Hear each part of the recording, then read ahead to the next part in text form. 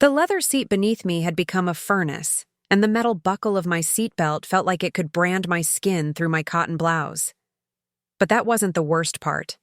The worst part was realizing that my own flesh and blood had looked me in the eye, promised they'd be right back, and then disappeared for what felt like an eternity, while I slowly cooked in their SUV like a forgotten casserole. Before we jump back in, tell us where you're tuning in from, and if this story touches you, make sure you're subscribed, because tomorrow I've saved something extra special for you. My name is Teresa Rogers, though everyone calls me Terry, and at 73 years old I never imagined I'd be sitting here telling you this story. I raised 4 children in a house filled with laughter, scraped knees, and Sunday dinners that could feed half the neighborhood. I taught them right from wrong, sacrifice and love, and how to treat people with dignity and respect. Somewhere along the way, I must have failed them, because here I am, sharing the most humiliating and heartbreaking experience of my entire life. The morning started like any other Tuesday in August. The Arizona sun was already climbing toward what the weatherman promised would be another scorching day, with temperatures reaching well into the triple digits. I had been staying with my youngest daughter Rachel for the past 6 months. Ever, since my hip surgery made living alone in my little house more challenging than I cared to admit. Rachel, bless her heart, had insisted I move in temporarily while I recovered, and her husband Mark had converted their home office into a cozy bedroom for me. I should have seen the signs earlier. The whispered conversations that stopped the moment I entered a room, the way my children exchanged glances when they thought I wasn't looking, the sudden interest in my financial affairs, with questions about my pension, my savings, and whether I had updated my will recently. At my age, you learn to pick up on these things, but I suppose I didn't want to believe what my instincts were telling me. Rachel had suggested we all go out for lunch that Tuesday, somewhere nice with good air conditioning and those soft dinner rolls I loved so much. My son Michael and his wife Jennifer were going to meet us there, along with my daughter Patricia and her teenage son Jake. It would be a family gathering, she said, and we hadn't had one of those in months. The idea filled me with such joy that I put on my best blue dress, the one with the little flowers that Michael had complimented at Easter, and even applied a touch of lipstick. We were running late, as usual. Rachel was rushing around the house, checking her phone constantly and muttering under her breath about traffic and reservations. Mark was in the garage, loading something into the back of their SUV, though I couldn't see what it was from where I sat in the passenger seat. The vehicle was spacious and comfortable, with cream-colored leather seats and enough room for the whole family.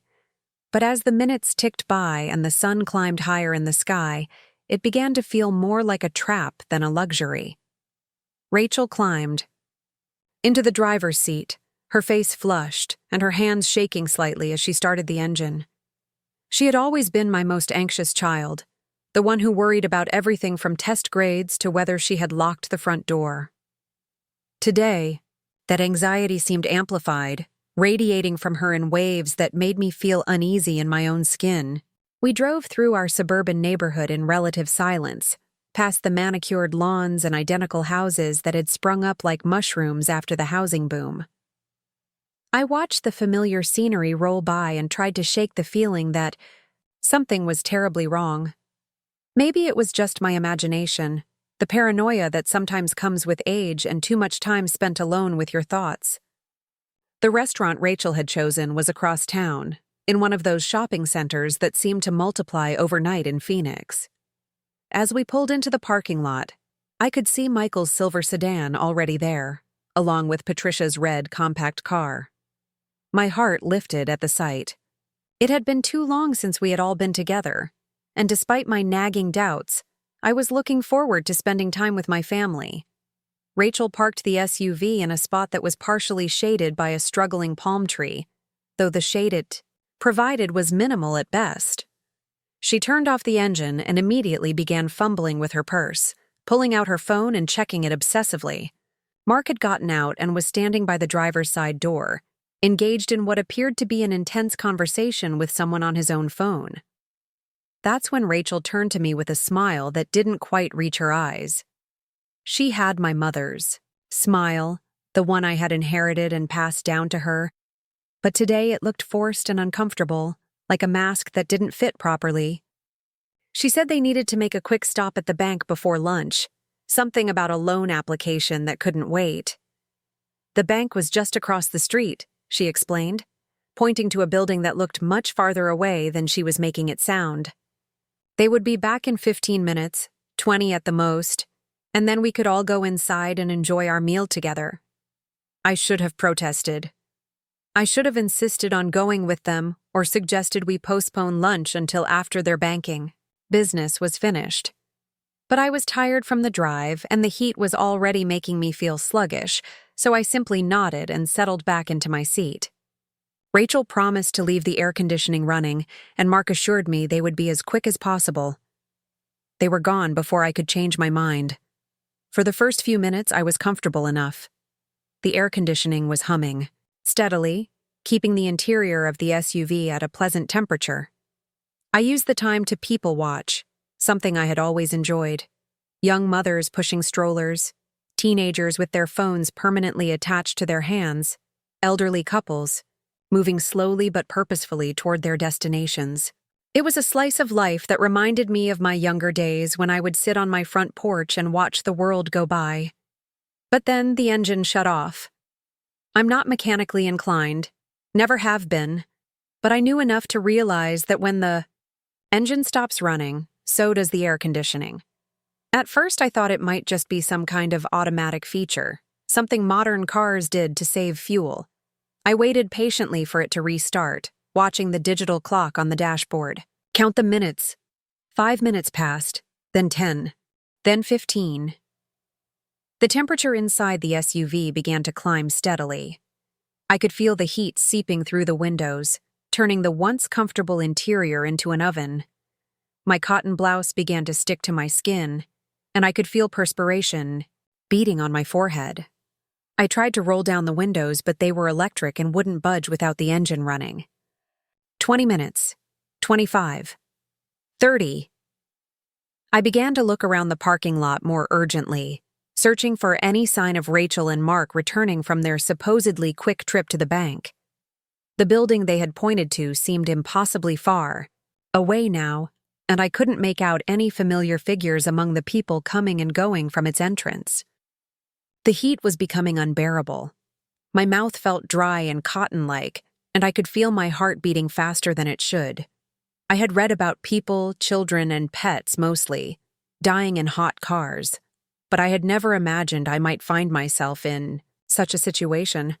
Surely my own family wouldn't leave me here long enough for anything serious to happen. I tried to think rationally about my options. I could try to attract someone's attention, wave at passers-by, and hope they would understand my situation.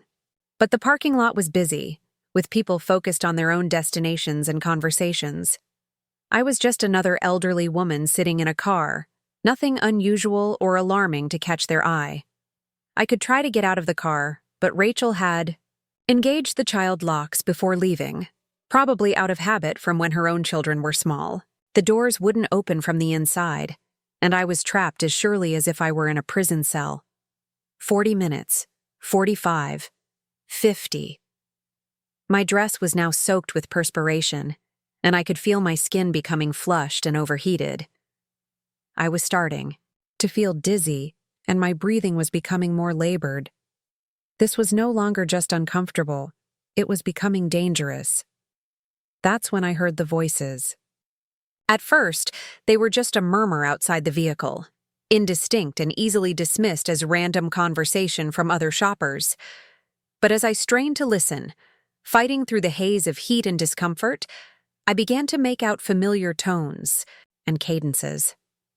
Rachel's voice, higher pitched than usual with stress and anxiety. Mark's deeper tones, urgent and insistent. And others too, voices I recognized but couldn't quite place in my heat-addled state of mind. They were standing somewhere near the front of the SUV, partially hidden from my view by the hood and the struggling palm tree. I couldn't make out individual words, but the tone of their conversation was unmistakably serious, even heated. This was not the casual chatter of people running a simple errand at the bank. I pressed my face closer to the windshield, trying to get a better view of what was happening. The glass was hot against my skin, but I didn't care. I needed to understand what was going on, why my family had abandoned me in this metal furnace while they conducted some kind of urgent business in a parking lot. Through the heat waves rising from the asphalt, I could make out several figures clustered together near the front of a dark sedan that definitely hadn't been there when we arrived. Rachel was gesturing animatedly, her hands moving in the quick, sharp motions that meant she was upset or frightened. Mark had his back to me, but his posture was tense and defensive. And then I saw Michael and Jennifer, my eldest son and his wife, standing slightly apart from the main group. They had supposedly been inside the restaurant already, waiting for us to arrive for lunch. What were they doing out here in the parking lot, engaged in what appeared to be a very serious conversation with Rachel and Mark? Something was terribly wrong. This wasn't about a banking errand or loan applications. This was something else entirely. Something important enough to leave me cooking in a hot car while they handled it. The heat was making it difficult to think clearly, but I forced myself to focus on what I was seeing and hearing. Patricia was there too, I realized, though I could barely make out her figure in the distance. My whole family was out there, everyone except me, conducting some kind of family meeting in a parking lot while I slowly baked in their SUV. 60 minutes, 70, 80. I was beginning to feel genuinely frightened, not just of the heat, but of what this situation represented. My own children, the babies I had nursed and raised and sacrificed for, had trapped me in a hot car while they dealt with some kind of crisis or emergency that they didn't want me to know about. The voices outside were getting louder, more agitated. I could catch fragments now, individual words that drifted through the glass and the heat haze, words like money and house and time running out. None of it made complete sense in my overheated state, but I could feel the urgency and desperation in their tones. Preparing and narrating this story took us a lot of time, so if you are enjoying it, subscribe to our channel. It means a lot to us. Now back to the story. I tried knocking on the window, hoping to catch their attention and signal that I needed help. But the sound was muffled by the glass and the ambient noise of the parking lot, and none of them seemed to notice. They were too caught up in their heated discussion to pay attention to the elderly woman they had left behind. My vision was starting to blur around the edges, and I could feel my thoughts becoming sluggish and confused. I knew I was in danger, that prolonged exposure to this kind of heat could be fatal for someone my age. But I also knew that I was completely helpless, dependent on my family to remember that they had left me behind and come back before it was too late. I closed my eyes and tried to conserve what energy I had left. I thought about my late husband, Robert, how he would have never allowed something like this to happen. He had been protective of me, sometimes to a fault, but he had always made sure I was safe and comfortable. If he were alive today, none of this would be happening. I thought about my children when they were young, how they used to fight over who got to sit next to me at dinner or who would get the first hug when I came home from work. I had been their whole world once, the person they ran to when they were hurt or scared or needed comfort. When had that changed? When had I become someone they could leave behind without a second thought? The sun was directly overhead now, beating down on the SUV with merciless intensity. The metal surfaces inside the car were too hot to touch, and the air itself seemed to shimmer with heat. I could feel my body starting to shut down, my natural cooling systems overwhelmed by the impossible conditions. And still, the voices continued outside, urgent and desperate, but somehow never quite urgent enough to remember the elderly woman they had abandoned in their vehicle. I don't know how much time passed before I heard footsteps approaching the SUV. I had drifted in and out of consciousness, my body's attempt to protect itself from the overwhelming heat. When I opened my eyes, Rachel's face was pressed against the driver's side window, her expression a mixture of panic and guilt. She fumbled with the keys, her hands shaking so badly she could barely get them into the lock. When the door finally opened, a blast of superheated air rushed out, carrying with it the smell of leather and desperation and my own overheated body. Rachel was apologizing before she even got the air conditioning started, a stream of excuses and explanations that seemed to pour out of her without pause. The bank had been closed, she said, and they had to find another one across town. There had been traffic and complications and problems she couldn't have foreseen. She was so sorry, so very sorry, and it would never happen again. But I could see the lie in her eyes, the guilty knowledge that whatever had kept them away had nothing to do with banks or traffic or unforeseen complications.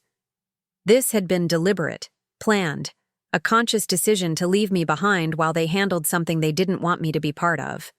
As the cool air began to circulate through the SUV again, bringing blessed relief to my overheated body, I made a decision of my own. I wasn't going to confront them about this. Not yet.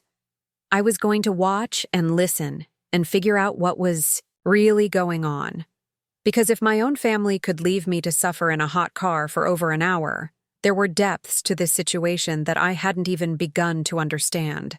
Michael appeared at the passenger side window, his face flushed with heat and anxiety. He opened the door and leaned in, his voice filled with the kind of false cheer that parents use when they're trying to distract a child from something unpleasant. He asked how I was feeling, whether I needed water or something to eat. He suggested we skip lunch and head straight home where I could rest and recover from what he called this unfortunate mix-up.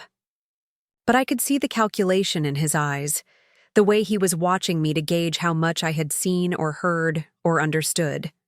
I told them I was fine, that these things happen, that I understood about unexpected delays and complications. I played the role of the confused elderly woman who didn't quite grasp what was going on, who accepted their explanations without question. But inside, I was burning with something far hotter than the Arizona sun. As Rachel drove us home in air-conditioned comfort, making small talk about the weather and asking repeatedly if I was feeling all right, I stared out the window and tried to piece together what I had witnessed. My family had deliberately left me in a dangerous situation while they conducted some kind of urgent business that involved money and houses and time running out. The word that kept echoing in my mind was foreclosure, though I couldn't remember exactly when or how I had heard it. It floated in my heat-addled memories like a fragment of a half-remembered dream. But it felt important, significant in ways I couldn't yet understand. When we got home, Rachel insisted I lie down and rest while she brought me cold drinks and damp towels for my overheated skin. She fussed over me like I was a child who had scraped a knee, full of attention and concern that felt more like guilt than genuine care. But as I lay in the converted office that had become my bedroom, staring at the ceiling and listening to the hushed conversations from other parts of the house, I began to understand that today had been just the beginning. Whatever was happening with my family, whatever crisis or emergency had driven them to such desperate measures, I was somehow at the center of it. I had spent over an hour trapped in that SUV, forgotten and ignored while my own children handled business they didn't want me to know about. The experience had been humiliating and dangerous, but it had also been educational. I had learned something important about the people I had trusted most in the world. They were capable of leaving me behind when it suited their purposes. They could look me in the eye and lie without flinching. They could put my life at risk for reasons they wouldn't share with me. As the air conditioning hummed and the sun finally began to set outside my window, I made myself a promise. I was going to find out what they were hiding from me, no matter what it took. Because if there's one thing that 73 years of life had taught me, it's that the truth always comes out eventually. And when it did, I was going to make sure I was ready for it. The house settled into its evening routine around me, but sleep was impossible. Every time I closed my eyes, I could feel the heat of that car, smell the leather, and fear and desperation. I could hear those voices outside, urgent and secretive, discussing things that apparently involved me but didn't include me. Tomorrow, I decided I would start paying closer attention. I would listen more carefully to those whispered conversations. I would watch for the signs I had been too trusting to notice before. Because if my family thought they could treat me like a burden to be managed rather than a person to be respected, they were about to learn just how wrong they were. The woman they had left in that hot car wasn't the same one who had climbed out of it. That experience had burned away something in me, some last vestige of naive trust in the people who were supposed to love me most. What remained was harder, more determined, and far less willing to be dismissed or ignored. They wanted to keep secrets from me? Fine. I had a few secrets of my own, things about my finances and my plans that they didn't know about, things that might surprise them when the time came to reveal them. As I finally drifted off to sleep in the early hours of the morning, one thought kept circling through my mind like a prayer or a threat. They had no idea who they were dealing with, but they were about to find out.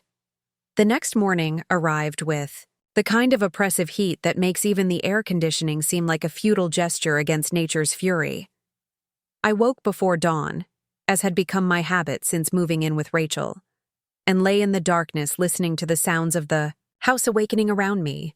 The coffee maker gurgled to life in the kitchen, followed by the shuffle of feet and the murmur of voices that seemed more subdued than usual. I dressed carefully in a lightweight cotton dress, one that wouldn't betray my discomfort if I found myself in another overheated situation. The memory of yesterday's ordeal clung to me like humidity, and I found myself checking the room's temperature controls obsessively, as if I could somehow protect myself from ever being that vulnerable again. Rachel appeared at my door with a breakfast tray, her smile bright but strained around the edges. She had always been the caretaker among my children, the one who brought soup when someone was sick and remembered everyone's birthdays without prompting. But today, her maternal instincts felt performative, as if she were playing a role rather than expressing genuine concern. She asked how I had slept, whether I was feeling any lingering effects from yesterday's heat exposure, and if there was anything special I wanted for breakfast. Her questions came in rapid succession, barely leaving time for answers, and I recognized the pattern from her childhood.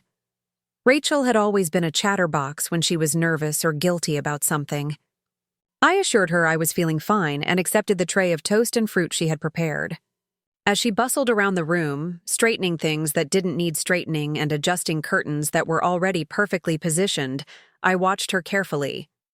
There was an energy about her today, a restless anxiety that made her movements quick and jerky. When she finally left me alone to eat, I could hear her in the hallway, whispering urgently into her phone. The words were too muffled to make out clearly, but the tone was unmistakable. She was coordinating something, making plans or arrangements that required secrecy and careful timing. I finished my breakfast slowly, savoring each bite while my mind raced through possibilities. What could be so important that it required excluding me from family discussions? What kind of crisis would drive my children to such desperate measures? The morning passed quietly, with Rachel making frequent trips to her home office and Mark disappearing into the garage for long stretches.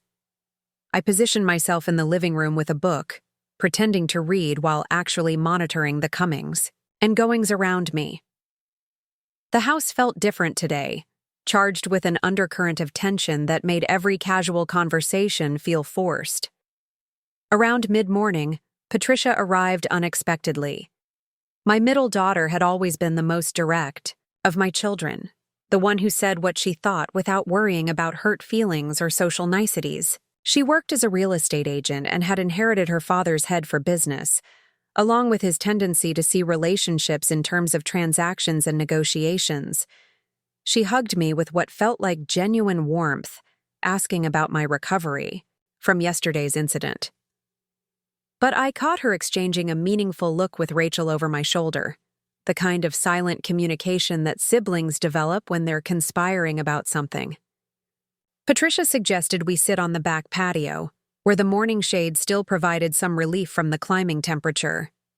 She brought out a pitcher of iced tea and settled into the chair across from me, her posture casual, but her eyes alert and calculating. She began talking about my house, the little 2-bedroom bungalow where Robert and I had raised our family and where I had lived alone for the past 5 years since his death. She mentioned how difficult it must be to maintain such a property, at my age, especially with the ongoing medical expenses from my hip surgery. I listened carefully to her words, but more importantly, I listened to what she wasn't saying. There was a subtext to her concern, an agenda hidden beneath her apparent worry for my well-being. She spoke about the current real estate market, how property values in my neighborhood had appreciated significantly over the past few years. She mentioned several of my neighbors who had recently sold their homes and moved into retirement communities or assisted living facilities. The way she described these transitions made them sound like natural progressions, inevitable steps in the aging process rather than difficult decisions forced by circumstances. As she talked, I began to understand the shape of what they were planning. My house, the home where I had lived for over 40 years, was somehow central to whatever crisis they were facing. The whispered conversations, the secret meetings, the urgent phone calls, they all seemed to revolve around my property and what it represented. Patricia leaned forward in her chair, her voice taking on the professional tone she used with clients. She explained how difficult it would be for me to return to living alone, especially given my recent health challenges. The stairs to the basement, the maintenance requirements, the isolation of living without family nearby, all of these factors made staying in my own home seem increasingly impractical. She painted a picture of me struggling with daily tasks, vulnerable to falls or medical emergencies with no one nearby to help. It was a compelling narrative, and if I hadn't been paying close attention, I might have found myself nodding along with her logic. But I was paying attention, and what I heard was a carefully constructed argument designed to convince me that giving up my independence was not just sensible, but necessary. She was building a case, laying groundwork for a decision that I suspected had already been made without my input. When she finished her presentation, she sat back in her chair and waited for my response. Her expression was expectant, as if she assumed I would immediately see the wisdom of her suggestions and agree to whatever plan they had developed. Instead, I asked her directly what she was really trying to tell me. The question seemed to catch her off guard, and for a moment, her professional composure slipped. She stammered something about just wanting what was best for me, but I could see the calculation in her eyes as she tried to decide how much to reveal. That's when Michael arrived, his timing so perfect that it couldn't have been coincidental. He greeted me with his usual warmth, but I noticed how quickly he and Patricia fell into conversation, their voices low and urgent. They were coordinating their approach, making sure their stories aligned before proceeding with whatever they had planned. Michael had always been the family diplomat, the one who could smooth over conflicts and find compromises that satisfied everyone involved. He had inherited my people skills but combined them with his father's strategic thinking, making him naturally suited for the kind of delicate negotiations that required both charm and calculation. He joined us on the patio, settling into the remaining chair with the easy confidence that had served him well in his career as a sales manager. He picked up Patricia's thread about my housing situation, but approached it from a different angle. He talked about the family's concerns for my safety and well-being, how much they worried about me living alone. He mentioned the sleepless nights Rachel had been having, imagining me falling down the stairs or having a medical emergency with no one there to help. His approach was more emotional than Patricia's businesslike presentation, focusing on how much the family loved me and wanted to protect me. He painted them as caring children who were simply looking out for their mother's best interests, even if it meant making difficult decisions. But as he spoke, I began to notice inconsistencies in their narrative. If they were so concerned about my safety, Why had they left me alone in a hot car for over an hour the day before? If my well-being was their primary concern, why were they discussing my situation in secret rather than including me in the conversation? The more they talked, the more convinced I became that this wasn't really about my safety or their concern for my well-being. This was about something else entirely, something that required access to my house and my financial resources. Jennifer arrived just as Michael was finishing his emotional appeal, and I realized that this was a coordinated effort. My entire family was gathering to present a united front, to overwhelm me with their collective concern and convince me to agree to whatever they had decided was best. Jennifer had always been the most practical of my daughters-in-law, the one who managed the family finances and made sure bills were paid on time. She brought a folder with her, filled with what appeared to be official documents and financial statements.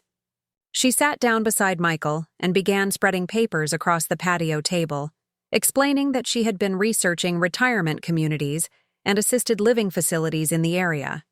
She had brochures from several places, complete with pricing, information, and lists of amenities. The facilities she showed me were undeniably nice, with well-maintained grounds and comprehensive care services. But they were also expensive, far more costly than I could afford on my pension and Social Security alone. When I pointed this out, Jennifer smiled and explained that selling my house would provide more than enough money to cover the costs. That's when the pieces began to fall into place. They weren't just suggesting that I move out of my house. They were proposing that I sell it to fund my care in a retirement facility. The equity in my property would be used to pay for my housing and medical expenses, leaving me financially dependent on their continued support. I asked to see the financial projections Jennifer had prepared, and she reluctantly handed me a folder filled with spreadsheets and calculations. The numbers were impressive in their thoroughness, showing exactly how much my house was worth and how long the proceeds would last in various care facilities. But as I studied the documents, I noticed something interesting. The projections assumed that I would need the most expensive level of care, requiring not just housing but comprehensive medical support and assistance with daily activities. The timeline showed my resources being depleted within a few years, leaving me entirely dependent on family support. It was a scenario that benefited everyone except me. My children would have access to the equity in my house.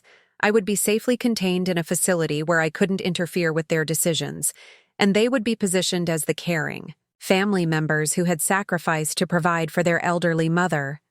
I handed the folder back to Jennifer without comment, watching as my family exchanged glances and tried to read my reaction. They were waiting for me to express gratitude for their thoughtfulness, to acknowledge the wisdom of their planning, and to agree to their proposal. Instead, I asked them about the meeting in the parking lot the day before, the urgent conversation that had been so important they had forgotten about me entirely. The question landed among them like a stone thrown into still water, sending ripples of discomfort across their faces. Rachel was the first to recover, launching into the same explanation she had given the day before about banking complications and unexpected delays. But now, with the context of this morning's presentation, her story sounded even more hollow and unconvincing. Michael tried to support her narrative, adding details about traffic and parking problems that had extended their simple errand into an hours-long ordeal. But I could see the lie in his eyes, the same guilty knowledge that had been there when he helped me out of the overheated SUV. Patricia remained silent, her business training preventing her from adding to a story that was already falling apart under scrutiny. She simply watched me with the calculating expression she wore when evaluating a property or negotiating a deal. Jennifer began gathering up her papers, clearly uncomfortable with the direction the conversation was taking. She mumbled something about giving me time to think about their suggestions, but I could see the frustration in her movements as she stuffed documents back into her folder. As my family prepared to leave, making excuses about appointments and obligations, I realized that I had learned more in this one morning than I had in months of living under Rachel's roof. The people I had trusted most in the world were planning to take control of my life and my assets, all while convincing themselves that they were acting in my best interests. The word foreclosure drifted through my mind again, still just out of reach but somehow connected to everything that was happening. There was a piece of this puzzle that I was missing, something that would explain the urgency and desperation I had sensed in their voices. After they left, I sat alone on the patio, staring at the swimming pool that Mark had installed the previous summer. The water was crystal clear and inviting, but I found myself thinking about how quickly something beautiful could become dangerous if you weren't careful. I thought about the financial documents Jennifer had shown me, the careful calculations that assumed I would need expensive care for years to come. The projections were based on my current health status and the normal progression of aging, but they didn't account for the possibility that I might remain independent longer than they expected. More importantly, they didn't account for the fact that I might have my own plans for my property and my future. Plans that I hadn't shared with anyone, not even my children, because I had wanted to protect them from the burden of knowing about my financial situation. I had always been careful with money, a habit developed during the lean years when Robert was building his career, and we were raising 4 children on a single income. Even after his death, when the life insurance and his pension had provided more financial security than I had ever known, I had continued to live modestly and save carefully. What my children didn't know was that I had been planning for my future long before my hip surgery forced me to consider assisted living. I had researched facilities, compared costs, and even visited several places to see what kind of care they provided. I had also consulted with financial advisors and estate planning attorneys, making sure that my assets would be protected and that my wishes would be carried out regardless of what my family might think was best for me. The documents were safely stored in a bank safety deposit box that only I could access, along with other important papers that my children knew nothing about. As the afternoon heat began to build, I retreated to the air-conditioned comfort of the house, my mind buzzing with everything I had learned. My family was planning to manipulate me into giving up my home and my independence, all while convincing themselves that they were protecting me. But they had made a crucial mistake in their planning.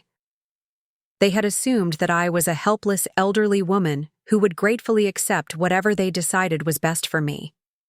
They had forgotten that I was the same person who had managed a household budget during the oil crisis of the 1970s, who had negotiated with contractors during the renovation of our kitchen, and who had handled all of Robert's business affairs after his stroke left him unable to manage his own finances. I might be 73 years old, and I might need help with some physical tasks, but my mind was as sharp as ever, and I was beginning to understand that I was going to need every bit of that sharpness to protect myself from the people who claimed to love me most. The phone rang several times that afternoon, and each time Rachel answered it with the same furtive urgency I had noticed in the morning. She would glance in my direction, as if checking to make sure I wasn't listening, then retreat to another room for conversations that never lasted long, but always seemed intense. I found myself straining to catch fragments of these calls, picking up words like timeline and options, and before she realizes. Each overheard snippet added another piece to the puzzle I was trying to solve, but the complete picture remained, frustratingly out of reach. That evening, as we sat down to dinner, Rachel seemed different.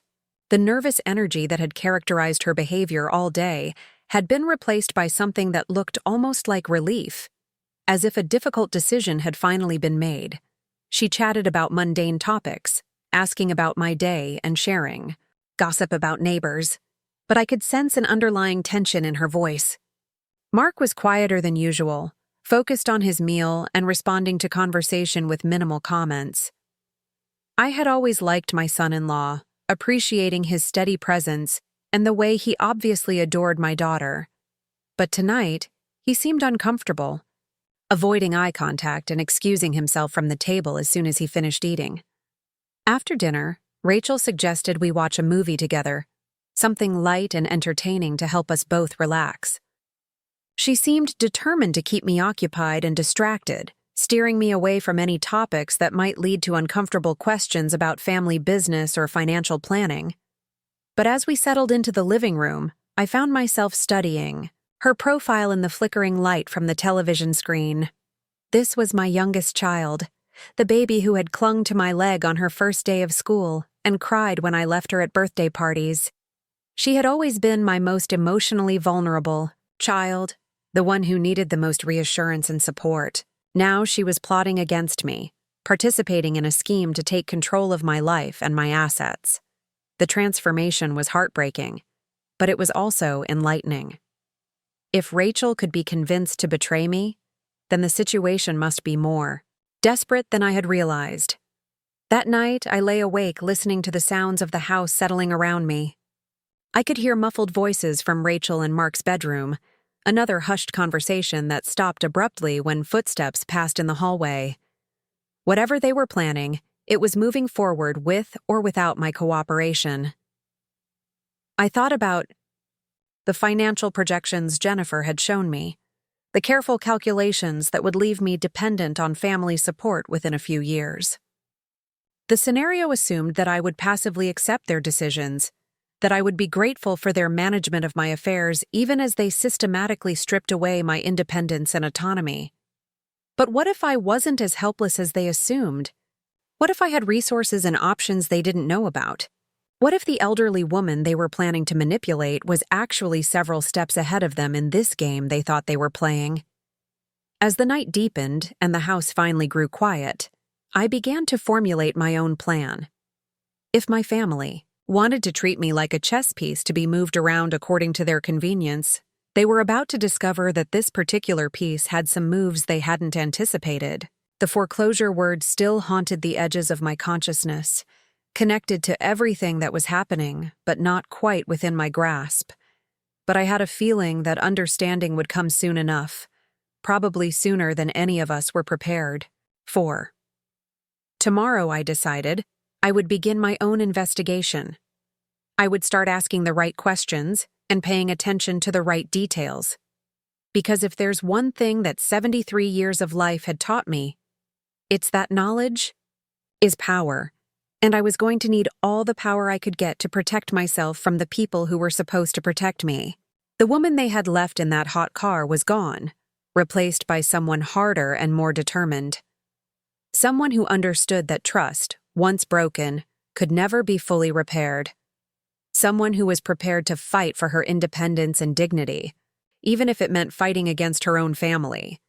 They thought they knew who they were dealing with, but they were about to learn just how wrong they were. 3 days passed before I saw my opportunity. Rachel had developed a routine of hovering around me constantly, as if she feared I might disappear or make some kind of independent decision if left unsupervised for too long. But Thursday morning brought an emergency at her office that required her immediate attention, something about a major client threatening to cancel their contract unless she personally handled their concerns.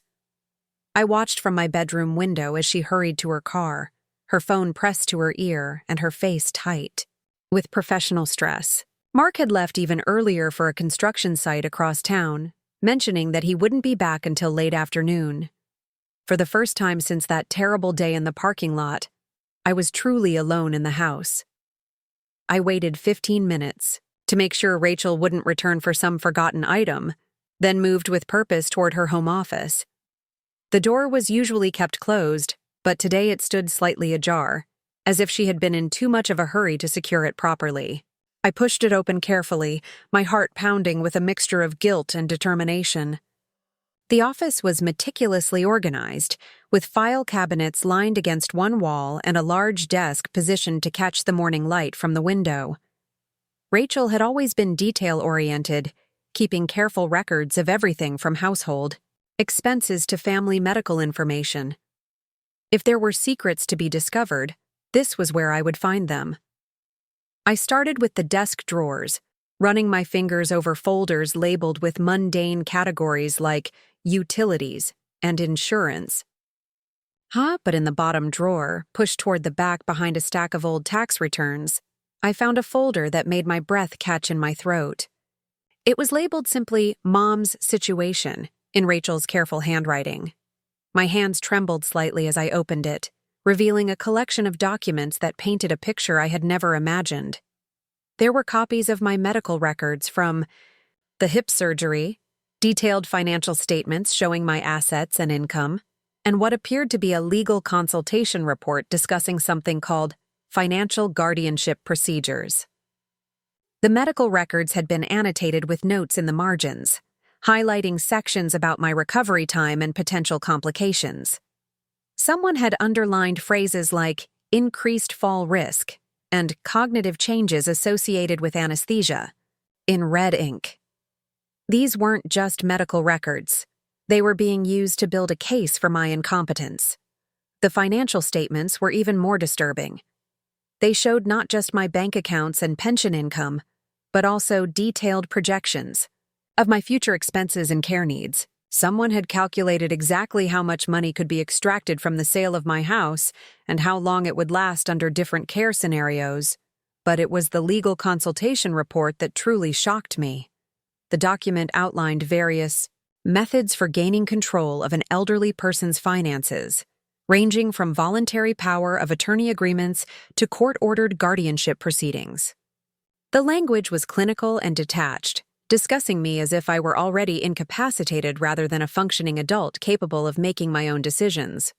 Attached to this report was a timeline, showing key dates and milestones in what they called the transition process. The plan stretched over several months, beginning with my move into Rachel's house and culminating in the sale of my property and my placement in a care facility. Each step was carefully planned and coordinated, with specific roles assigned to different family members. I photocopied everything, using Rachel's machine and carefully replacing the originals exactly as I had found them. The evidence was damning, but I needed to understand the full scope of what they were planning before I could decide how to respond. As I worked, I began to notice other details that I had missed before.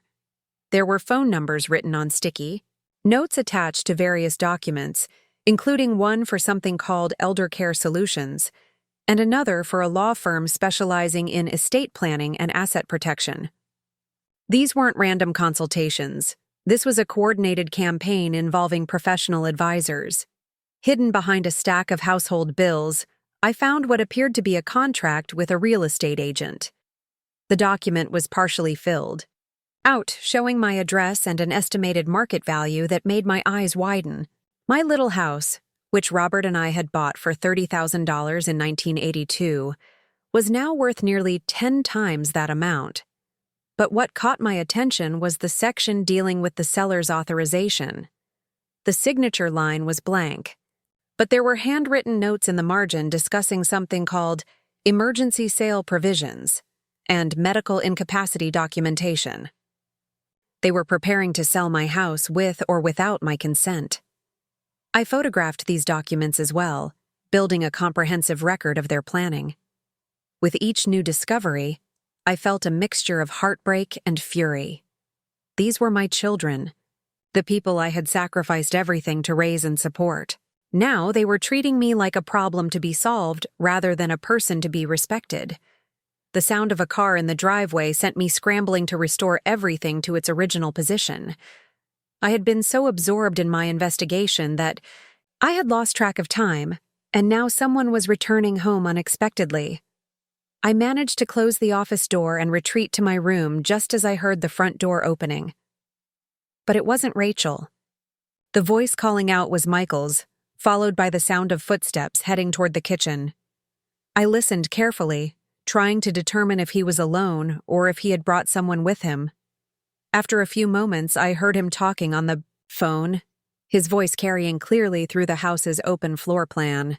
He was discussing something about moving up the timeline and accelerating the process due to complications. The conversation was brief and coded, but I could hear the urgency in his tone. Whatever they had planned was being rushed, possibly because they were afraid I was becoming suspicious of their activities. When the call ended, I heard him moving around the house, opening and closing doors as if he were looking for something specific. His footsteps paused outside my room, and I held my breath, pretending to nap in case he decided to check on me. But after a moment, he moved on, heading toward Rachel's office. I pressed my ear to the wall, straining to hear what he was doing in there.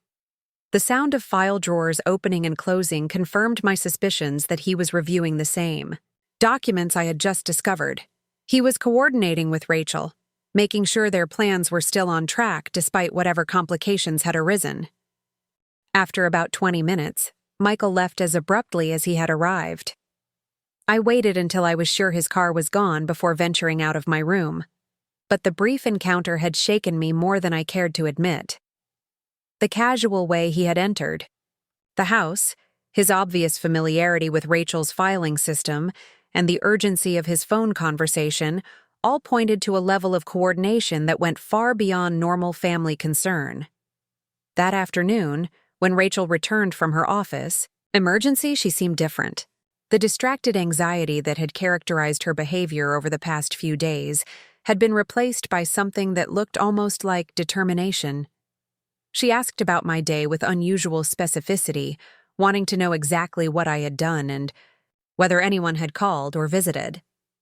Her questions felt like an interrogation disguised as casual conversation, and I found myself measuring my responses carefully. I told her I had spent the day reading and resting, which was technically true even if it omitted the most important details of my activities.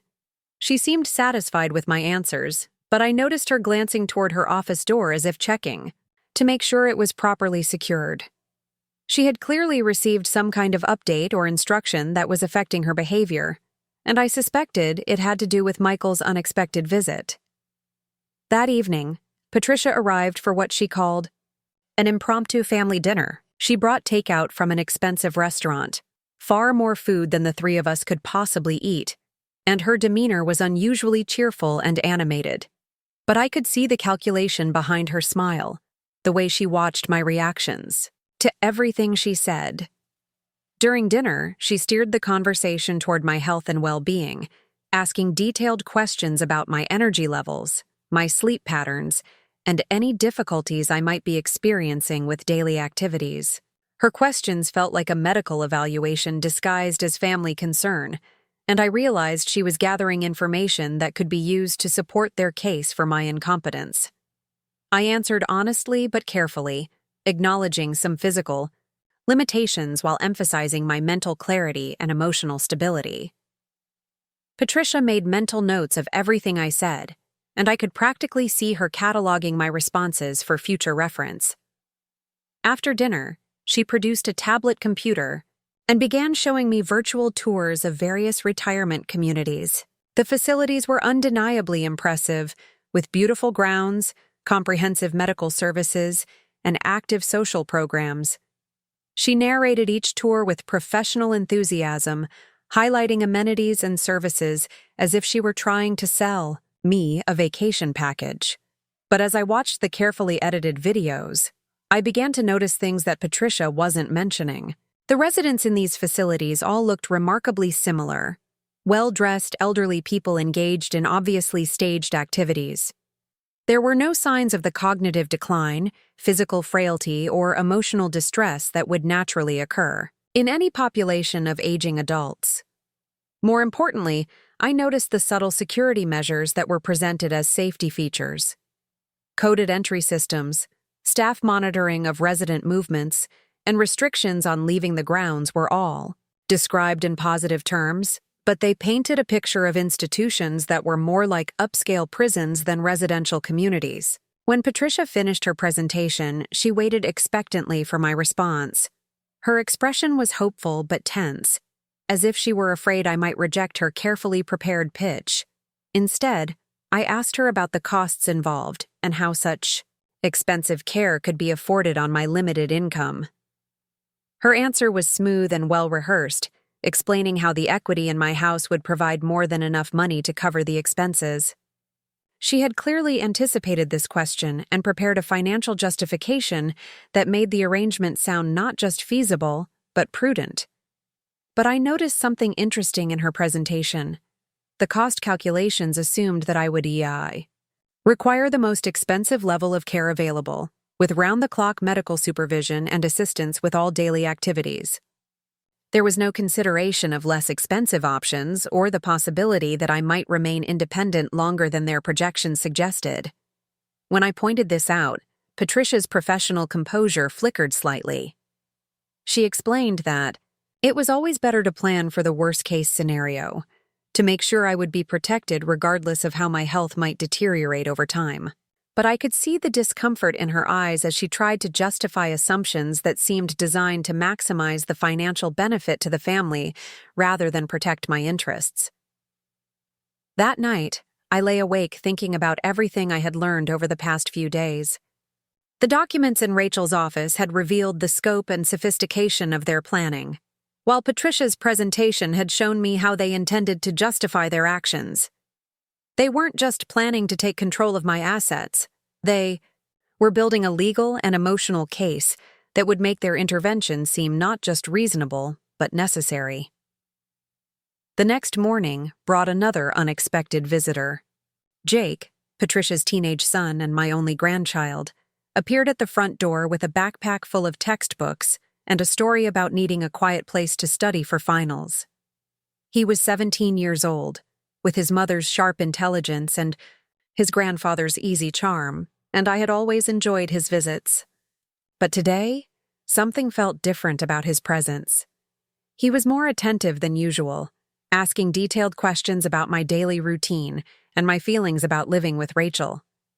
His questions seemed casual and spontaneous, but I began to suspect that his visit was part of the same coordinated effort I had been observing from the rest of the family. As the morning progressed, Jake's behavior became increasingly obvious.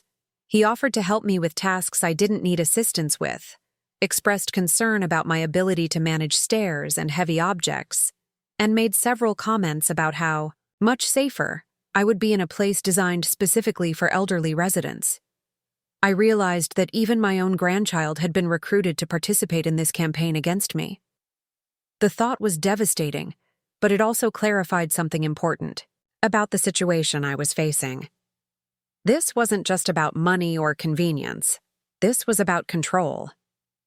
My family had decided that I was no longer capable of making my own decisions, and they were willing to manipulate every relationship I had to prove their point. When Jake left that afternoon, I felt more alone than I had since Robert's death. The people I trusted most in the world had chosen to see me as a burden rather than a person, and they were systematically working to strip away my autonomy and independence. But I also felt something else. A cold, clear anger that sharpened my thinking and strengthened my resolve. They had underestimated me, assuming that age had made me weak and gullible. They were about to discover just how wrong they were. That evening, I made a phone call to my attorney, a woman named Sarah Chen, who had helped me update my will after Robert's death. I used the phone in my room, speaking quietly to avoid being overheard, and arranged a meeting for the following week. I told her I needed to review my estate planning documents and discuss some family issues that had arisen. Sarah's voice was warm and professional, but I could hear the concern in her tone when I mentioned that family members were pressuring me to make major financial decisions. She assured me that our conversation would be completely confidential, and that she would be happy to review any documents or proposals my family had presented. After hanging up, I felt a sense of relief mixed with anticipation. For the first time since this ordeal began, I was taking action rather than simply reacting to what others were doing to me.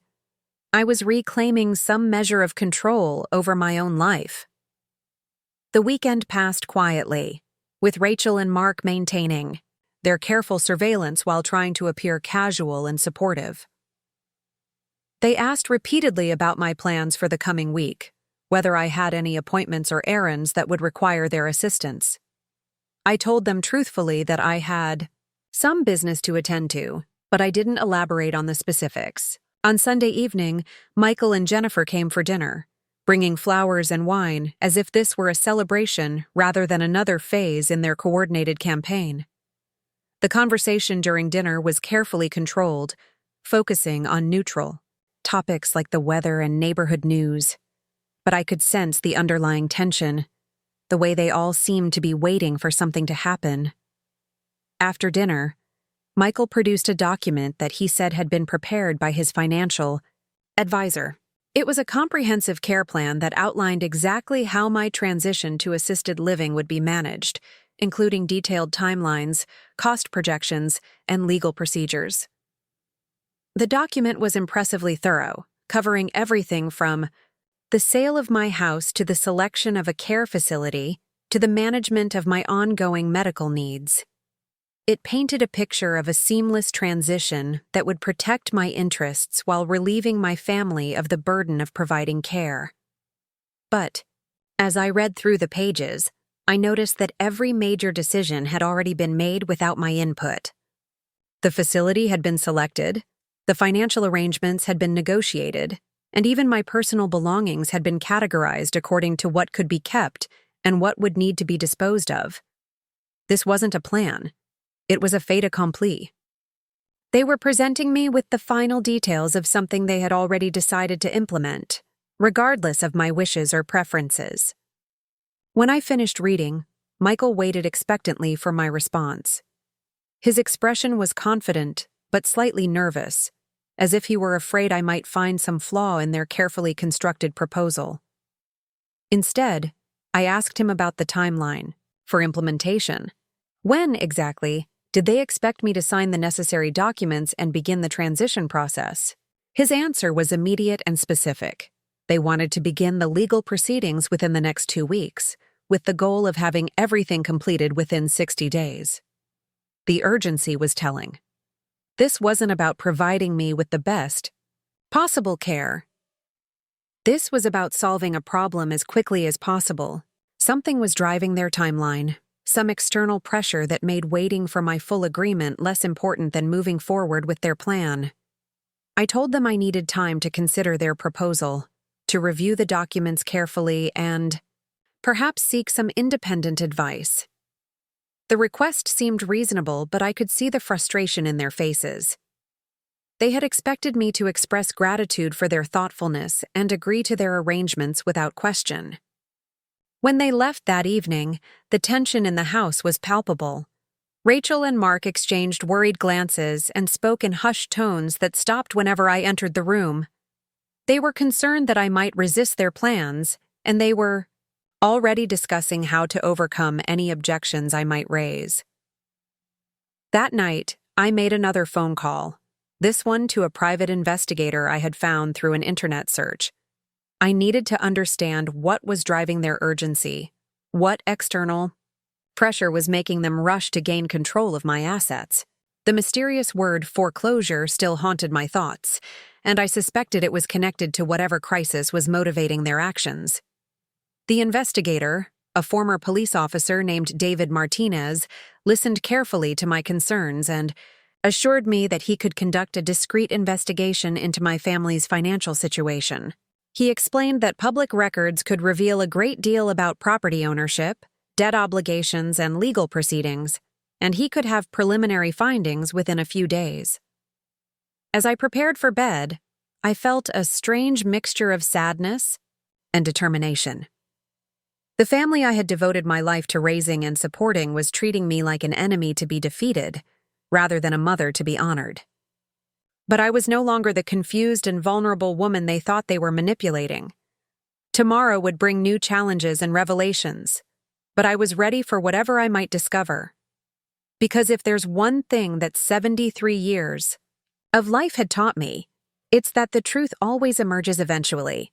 And when it did, I intended to be the one controlling how that truth was used. The call from David Martinez came on Wednesday morning while Rachel was in the shower, and Mark was outside trimming hedges. I answered on the first ring, my heart racing with anticipation and dread. His voice was professional but gentle, the tone of someone who had delivered difficult news many times before. He had found what I had feared he would find. Rachel and Mark were in serious financial trouble, facing foreclosure on their house within the next 45 days, unless they could come up with nearly $60,000 in back payments and penalties. Their mortgage company had already begun legal proceedings, and the notices had been piling up for months. But it wasn't just Rachel and Mark. Michael and Jennifer were also struggling, having borrowed heavily against their own home to invest in a business venture that had failed spectacularly. Patricia's real estate career had taken a devastating hit during the recent market downturn, leaving her with commissions far below what she needed to maintain her lifestyle. All three of my children were drowning in debt, and my house represented their collective lifeline. The equity I had built over 4 decades of careful mortgage payments could solve all of their financial problems at once, leaving them free to rebuild their lives while I became their dependent rather than their creditor. David's investigation had revealed something else that made my blood run cold. They had already begun preliminary legal proceedings to have me declared incompetent, filing paperwork that questioned my ability to manage my own affairs. The medical records from my hip surgery had been submitted as evidence, along with statements from family members describing my increasing confusion and inability to handle complex decisions. The statements were lies, but they were carefully constructed lies that would be difficult to challenge without appearing defensive or unstable. They painted a picture of an elderly woman whose cognitive abilities were declining rapidly, who needed protection from her own poor judgment and vulnerability to financial exploitation. I thanked David for his thorough work and arranged to meet with him later that week to review all the documentation he had gathered. As I hung up the phone, I felt a rage so pure and focused that it actually calmed me. They weren't just stealing my money. They were stealing my identity, my competence, my very right to exist as an autonomous human being. The shower was still running when I heard a car door slam in the driveway. I looked out the window to see a black sedan pulling away, but not before I caught a glimpse of Michael getting out of the passenger side. He walked quickly to the front door, his face grim with purpose, and I realized that this was the confrontation I had been dreading. When he entered the house, his demeanor was different from the false cheerfulness he had been displaying over the past few weeks. This was serious, Michael. The version of my son who had emerged during family crises throughout his adult life. He asked if we could talk privately, and something in his tone told me that the pretense was finally being dropped. We sat in the living room, facing each other across the coffee table where I had once helped him with homework and listened to his teenage problems.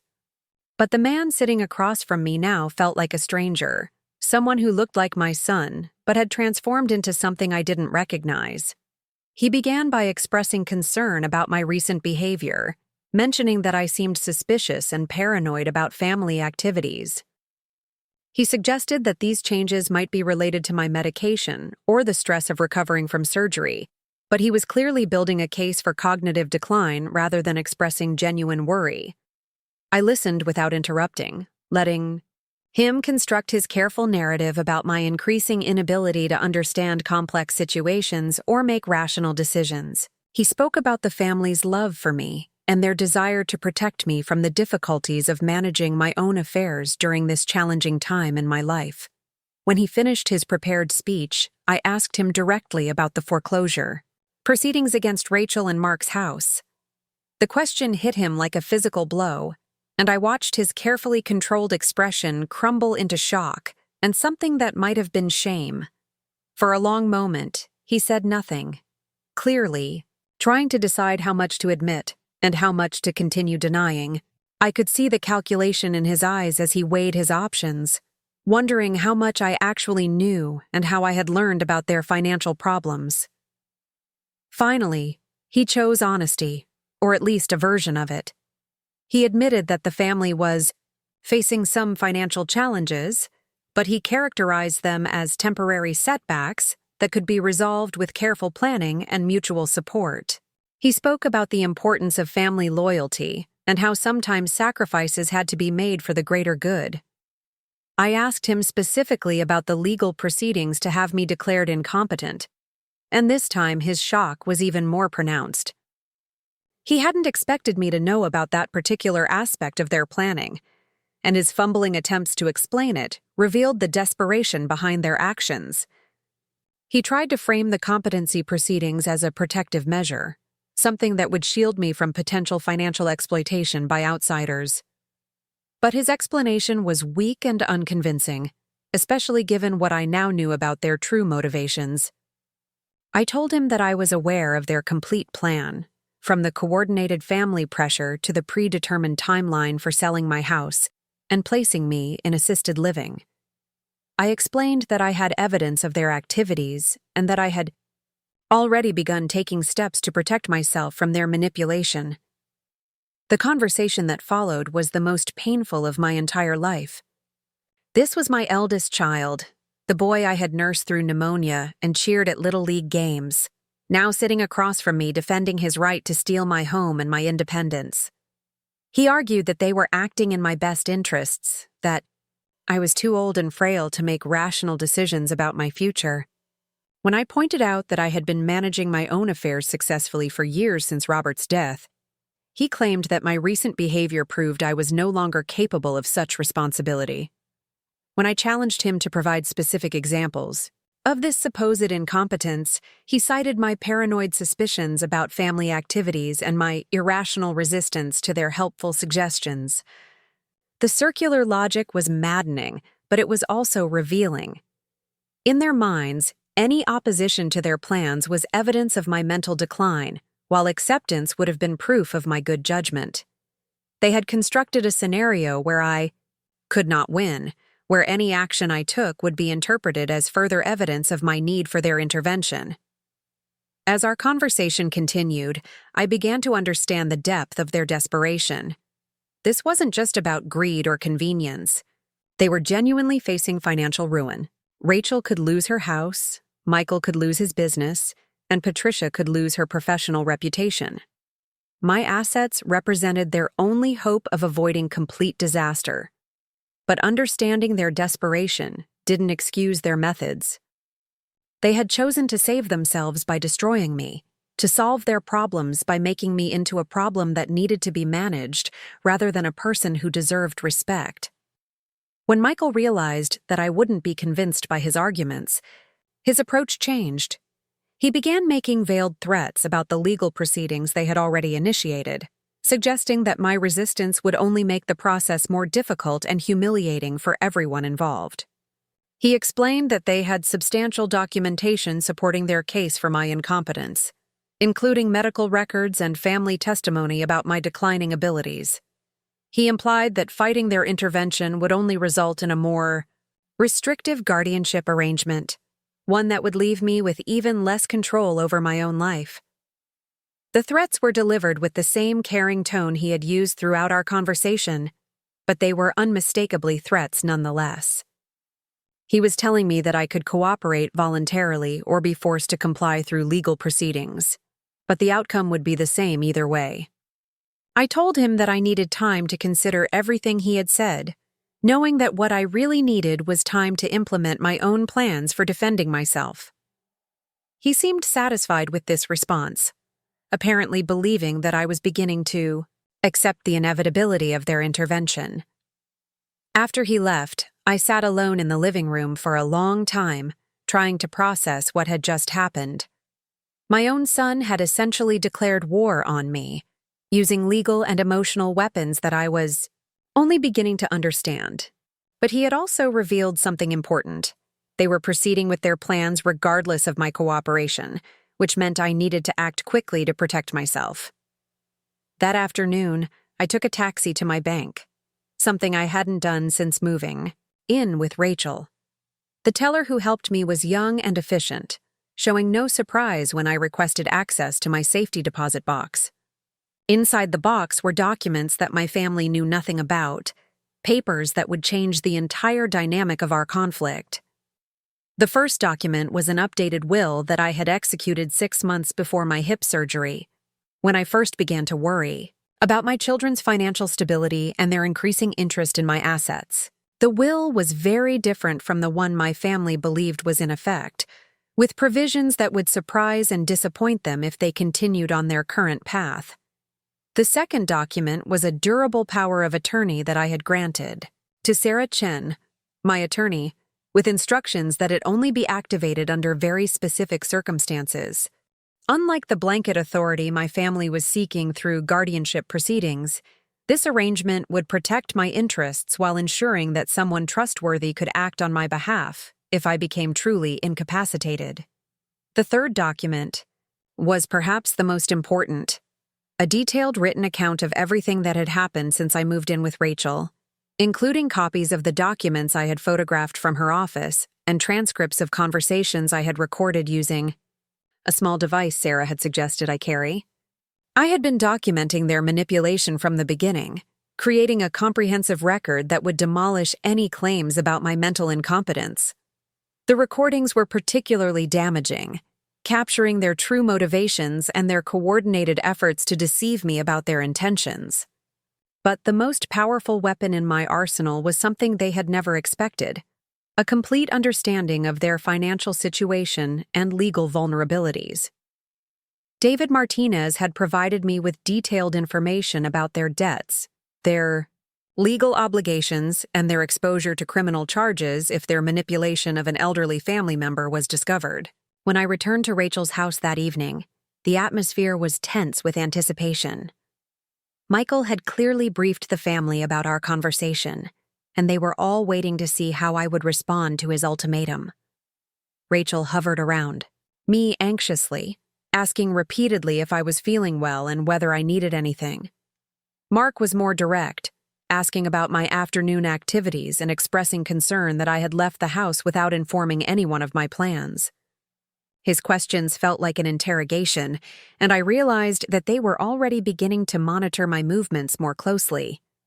Patricia arrived for dinner with a folder full of documents that she claimed would help clarify the legal aspects of their proposal. But when she spread the papers across the dining room table, I could see that they were actually forms requiring my signature, documents that would begin the process of transferring control of my assets to family members. She presented them as routine paperwork, necessary bureaucratic steps that would protect my interests while simplifying the management of my affairs. But I had learned enough about legal documents to recognize what I was really being asked to: sign my own surrender. I told them I wanted my attorney to review all the documents before I signed anything, a request that seemed reasonable but clearly frustrated their timeline. They had expected me to sign immediately, trusting their explanations, without seeking independent advice. The suggestion that I might consult with an attorney seemed to alarm them more than anything else I had said. They began making arguments about the cost of legal fees and the unnecessary complications that lawyers always introduced into simple family matters. But their real concern was obvious. An independent attorney would immediately recognize what they were trying to accomplish and would advise me to resist their manipulation. They needed me to remain isolated and dependent on their guidance, without access to outside perspectives that might challenge their narrative. That night, I heard them talking in hushed voices throughout the house, clearly trying to decide how to respond to this unexpected development. They had assumed that I would be grateful for their management of my affairs, that I would welcome their intervention as a relief from the burdens of independence. Instead, I was fighting back, seeking independent advice and questioning their motives. From their perspective, this resistance was evidence of the mental decline they claimed to be addressing. But from my perspective, it was evidence that my mind was working perfectly well. Thank you very much. The next morning brought a new strategy from my family. Instead of direct confrontation, they began a campaign of subtle psychological pressure, designed to make me question my own judgment and capabilities.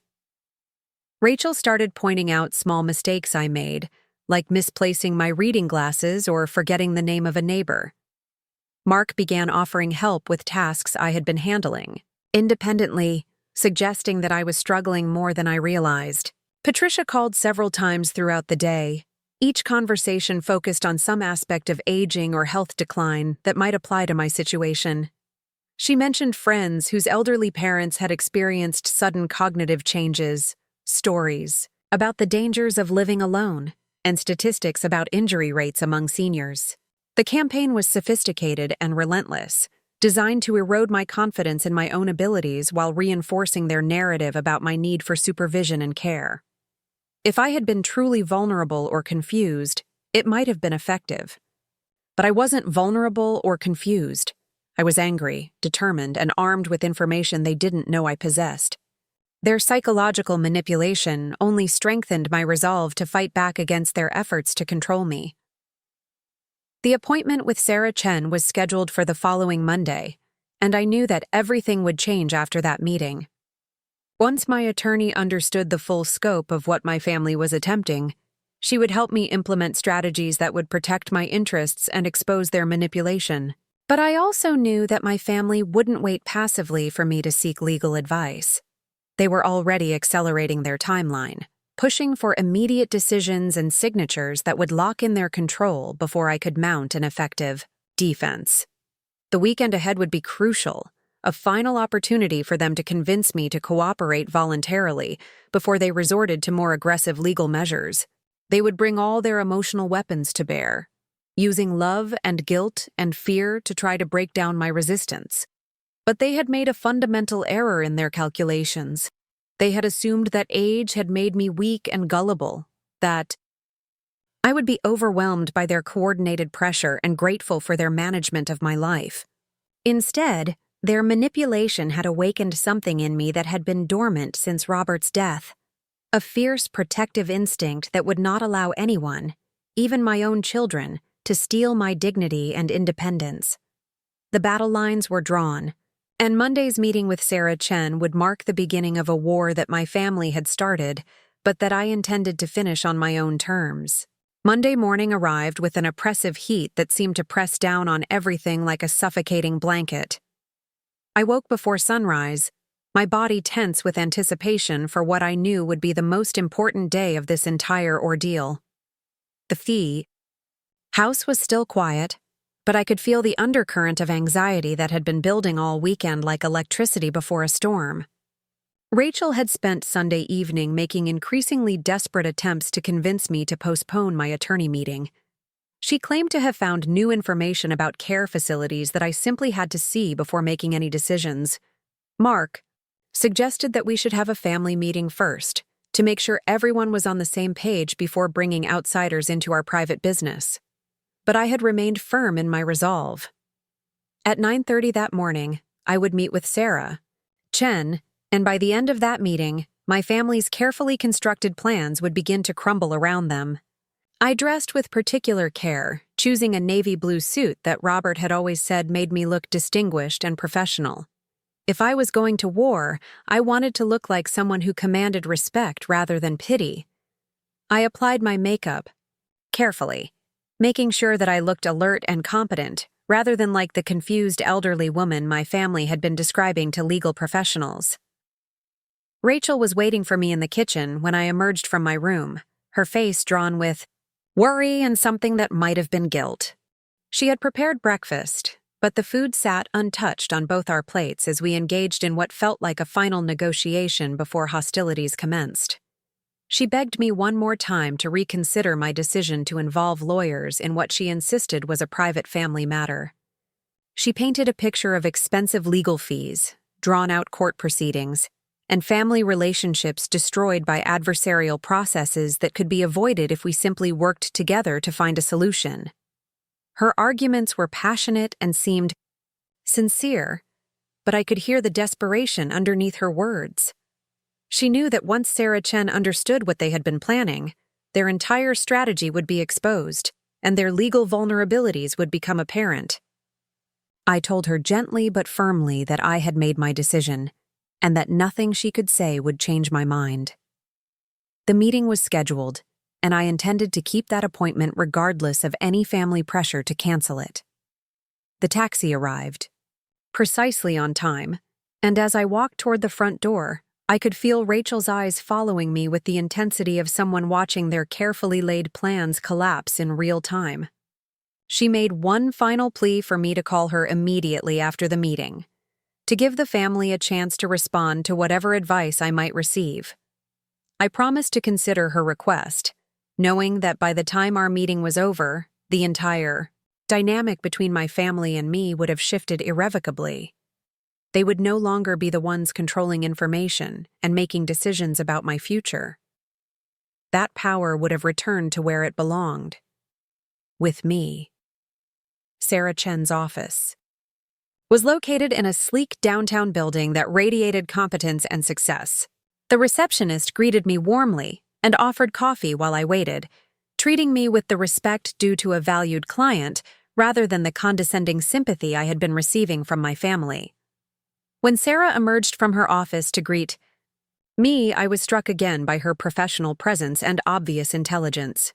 She was a woman in her early 50s, with silver-streaked hair and sharp eyes that missed nothing. More importantly, she had built a reputation for protecting elderly clients from financial exploitation, which was exactly what I needed. Her office was furnished with comfortable leather chairs and walls lined with law books, creating an atmosphere of serious business conducted by serious professionals. She offered me a seat across from her desk and immediately began asking detailed questions about the situation I had described over the phone. I had brought copies of everything: the documents I had photographed from Rachel's office, the recordings I had made of family conversations, the financial information David Martinez had gathered, and the legal papers my family had been pressuring me to sign. Sarah examined each piece of evidence carefully, her expression growing more serious with each revelation. When I finished presenting my case, she sat back in her chair and regarded me with a mixture of admiration and concern. She said that in 30 years of practicing elder law, she had rarely seen such a comprehensive attempt to manipulate an elderly family member, combined with such thorough documentation of the abuse. She explained that what my family was attempting constituted financial elder abuse, a serious crime that could result in both civil and criminal penalties. The coordinated nature of their efforts, the false statements about my mental capacity, and their attempts to gain control of my assets through deception all represented violations of state laws designed to protect vulnerable adults. But more importantly, from my perspective, she assured me that their efforts to have me declared incompetent would fail catastrophically if I chose to fight them. The evidence I had gathered would demolish any claims about my mental decline, while simultaneously exposing their true motivations for seeking control of my affairs. Sarah outlined several strategies for responding to my family's manipulation, ranging from quiet negotiations designed to protect family relationships to aggressive legal actions that would expose their behavior publicly. She emphasized that the choice was entirely mine, but she recommended an approach that would be decisive enough to end their efforts permanently, while giving them an opportunity to salvage some dignity in the process. The plan she proposed was elegant in its simplicity and devastating in its implications. We would schedule a family meeting for the following evening, ostensibly to discuss my decision about their proposals. But instead of agreeing to their demands, I would present them with evidence of what I knew about their financial situation and their attempts to manipulate me. I would give them a choice.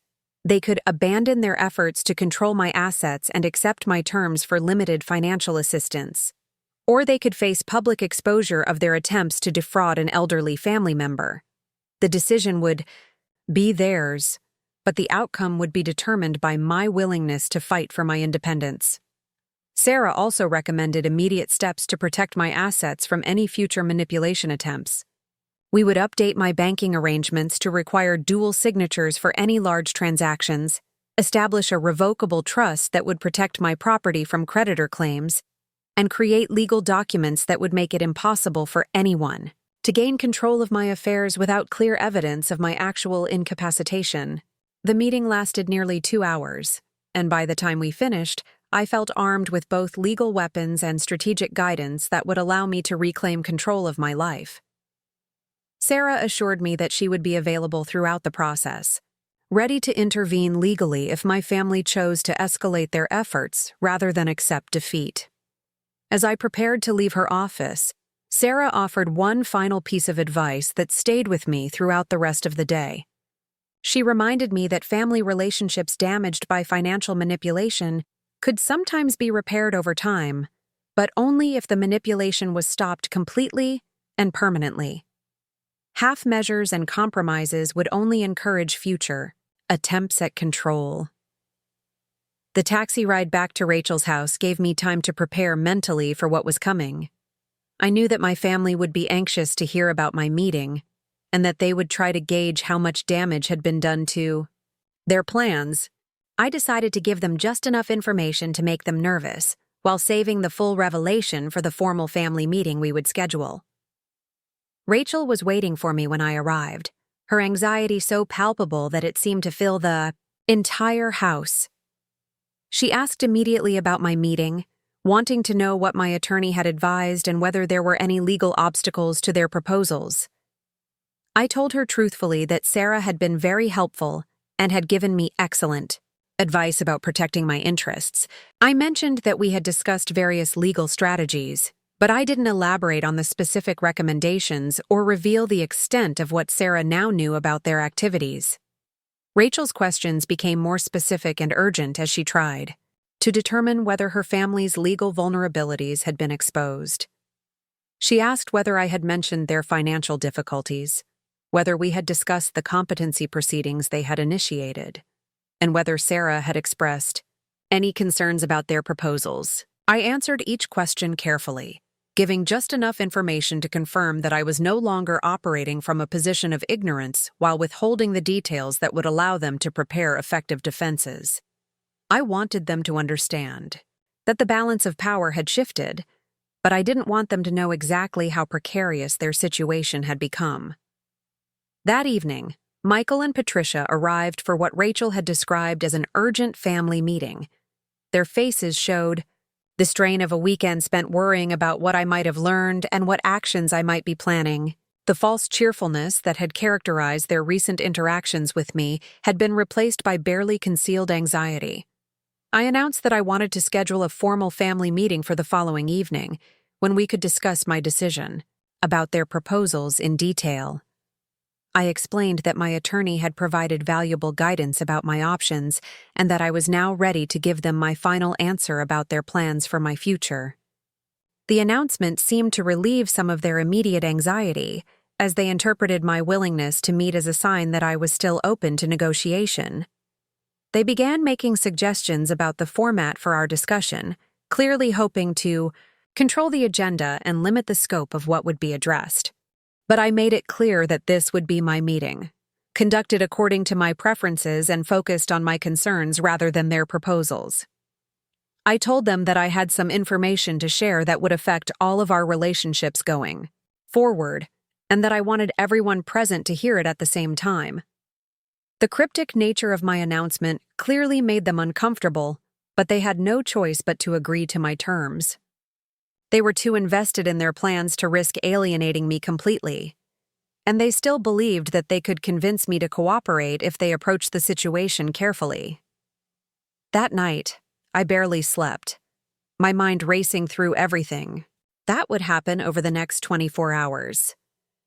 I rehearsed the presentation I would make to my family, practicing the words that would expose their deception while offering them a path toward redemption if they were willing to accept it. I thought about Robert and what he would have wanted me to do in this situation. He had always been protective of our family, sometimes to a fault, but he had also believed strongly in personal responsibility and accountability. I knew he would have been devastated by our children's willingness to manipulate and deceive me, but he also would have wanted me to give them an opportunity to make things right. Tuesday passed slowly, with Rachel and Mark making obvious efforts to monitor my activities and mood.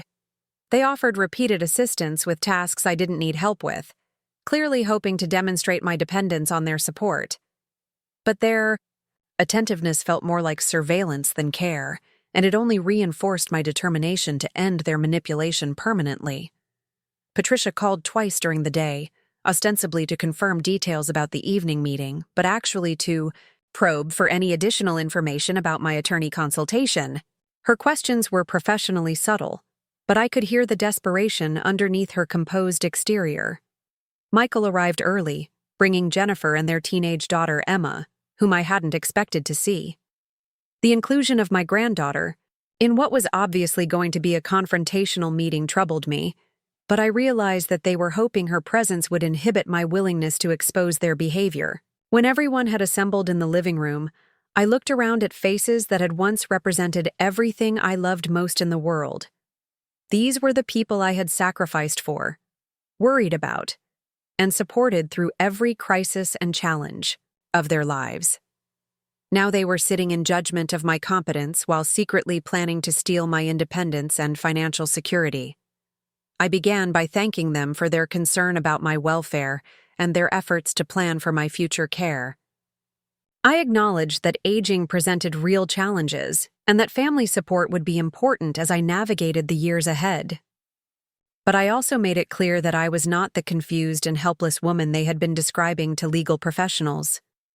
Then I revealed what I knew about their financial situations, reading directly from David Martinez's investigation report. I described Rachel and Mark's impending foreclosure, Michael and Jennifer's failed business investment, and Patricia's professional struggles. I outlined their debts, their legal obligations, and the timeline they were facing for financial catastrophe. The reaction was immediate and dramatic. Rachel began crying, her carefully maintained composure crumbling as she realized that her secrets had been exposed. Michael's face flushed with anger and embarrassment, while Patricia's professional mask slipped to reveal raw panic underneath. But I wasn't finished. I produced copies of the documents I had found in Rachel's office, reading aloud from their timeline for my transition and their calculations about how my assets could solve their collective financial problems. I shared excerpts from the legal consultation about guardianship procedures and the medical annotations designed to support claims about my incompetence. By the time I finished documenting their conspiracy, the room was silent except for Rachel's, quiet sobbing and the sound of my own heartbeat thundering in my ears. My family sat frozen, caught between shame at their exposure and anger at my refusal to cooperate with their plans. Then I played the recordings.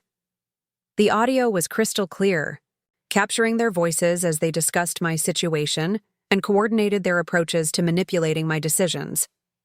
Their own words condemned them more effectively than any accusation I could have made, revealing the calculated nature of their deception and their callous disregard for my dignity and autonomy.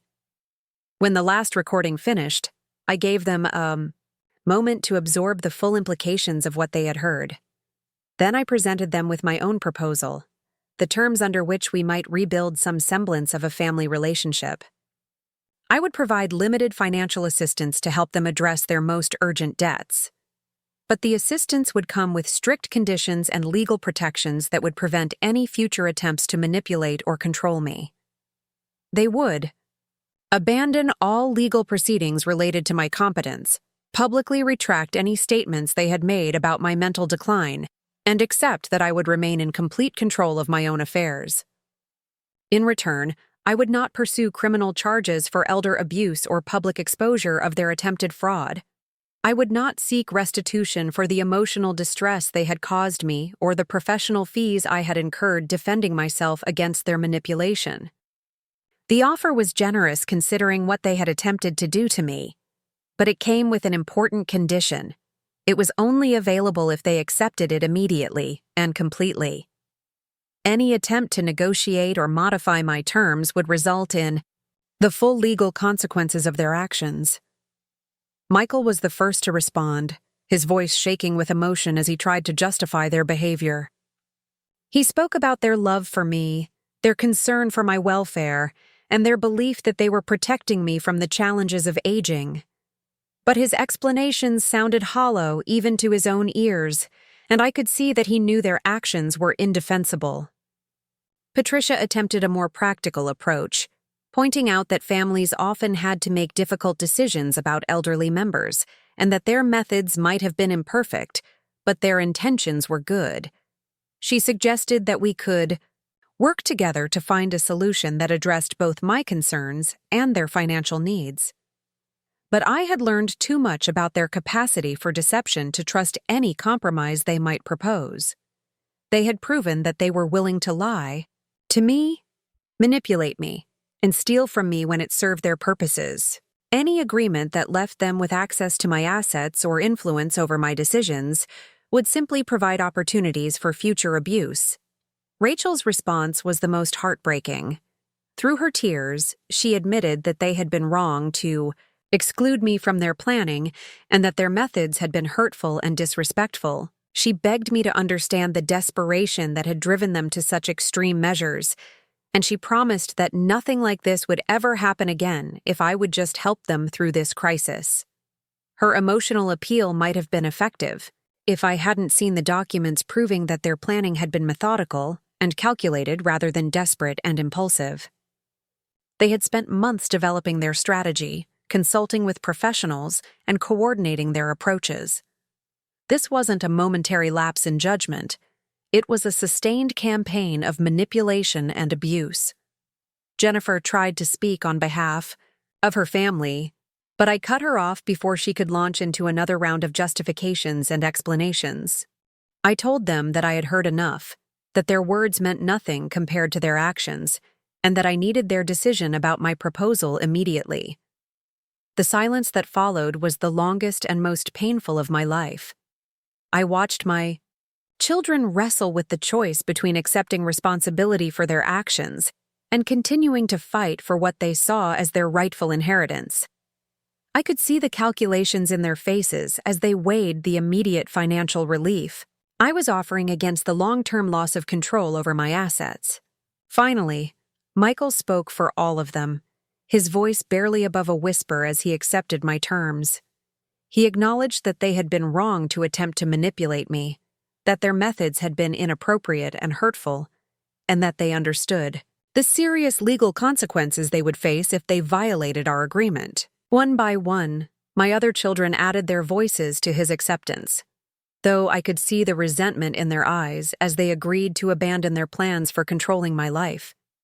They were accepting my terms not because they recognized the moral wrongness of their actions, but because they had no choice given the evidence I possessed. The agreement we reached that evening was formalized in legal documents over the following weeks, with Sarah Chen ensuring that every detail was properly documented and enforceable.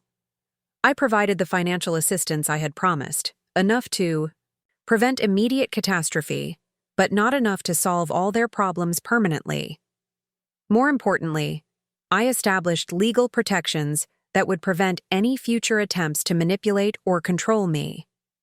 My assets were secured in trusts that required independent oversight for any major transactions. My medical care decisions were protected by advance directives that specified exactly who could act on my behalf and under what circumstances. Within a month of our confrontation, I had moved back into my own house with professional care services, arranged to address my physical limitations while preserving my independence and autonomy. Rachel and Mark were able to save their home, Michael and Jennifer restructured their business debts, and Patricia began rebuilding her professional reputation. But the family relationships I had spent my entire adult life nurturing were permanently changed. The trust that had been broken could never be fully repaired, and the knowledge of what they had been willing to do to me colored every subsequent interaction. My children visited regularly and maintained the appearance of loving concern, but there was a wariness in their behavior that hadn't existed before. They knew that I was no longer the vulnerable woman they could manipulate and control, and they approached me with the careful respect they might show to a powerful adversary, rather than the casual affection they had once displayed toward their mother. The experience taught me several important lessons about family, aging, and the nature of power relationships.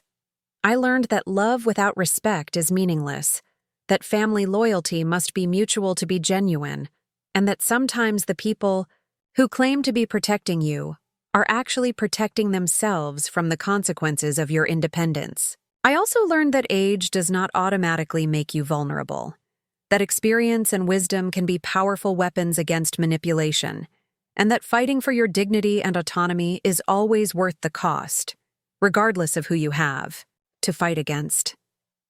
The woman who had been left in that hot car for hours while her family plotted to steal her life was gone forever. In her place was someone harder, more suspicious, but also more determined to live on her own terms, regardless of what anyone else thought was best for her. My house felt different when I returned to it, smaller somehow, but also more precious, because I had nearly lost it. I walked through rooms filled with 40 years of memories, touching furniture that Robert and I had chosen together, looking at photographs of our children when they were young and innocent and incapable of the betrayal they would later attempt. But I didn't spend much time dwelling on what had been lost.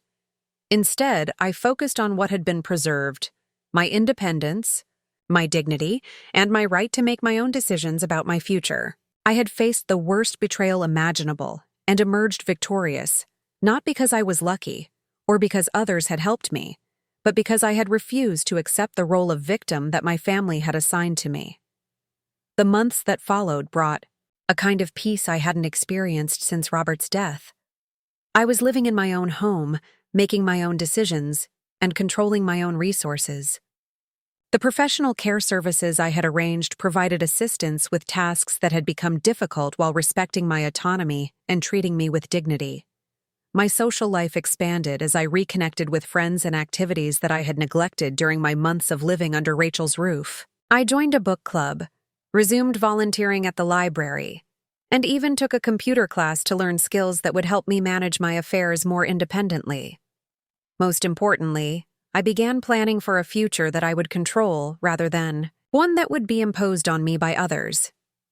I researched care options that would preserve my independence as long as possible, established relationships with professionals who respected my autonomy, and created legal documents that would protect my wishes even if I became unable to advocate for myself.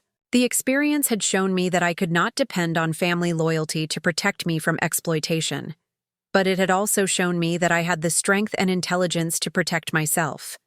The knowledge was both sobering and liberating, freeing me from illusions about unconditional family love while empowering me to take responsibility for my own welfare. Looking back on those terrible weeks when my own children had tried to steal my life from me, I felt a complex mixture of sadness and pride. Sadness for the family relationships that had been permanently damaged, but pride in my refusal to accept the victim role they had assigned to me. I had learned that respect must be demanded rather than assumed, that love without boundaries is meaningless, and that sometimes the most loving thing you can do for people is to refuse to enable their worst impulses. My family had needed to learn these lessons as much as I had, even if they would never thank me for teaching them. The foreclosure notices that had started this entire ordeal were now just unpleasant memories, resolved through the financial assistance I had provided and the legal protections Sarah Chen had established. But the real threat had never been financial.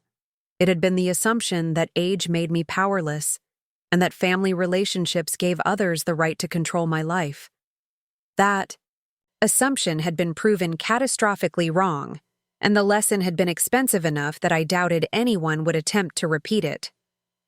I was no longer seen as a vulnerable elderly woman to be managed and controlled, but as a formidable adversary who would fight fiercely for her independence and dignity.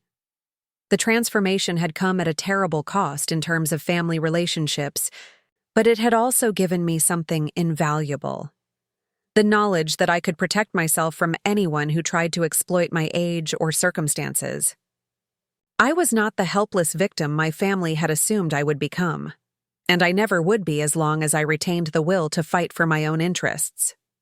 As I settled into my reclaimed life in my own home, surrounded by my own possessions and making my own decisions, I reflected on the journey that had brought me to this point. It had begun with being forgotten in a hot car, a moment of vulnerability that had revealed the depth of my family's willingness to sacrifice my welfare for their convenience.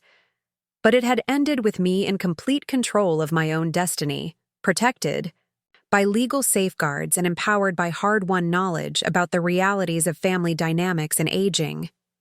The woman who emerged from this crisis was stronger, wiser, and more determined than the one who had entered it. Up next, you've got 2 more standout stories right on your screen. If this one hit the mark, you won't want to pass these up. Just click and check them out.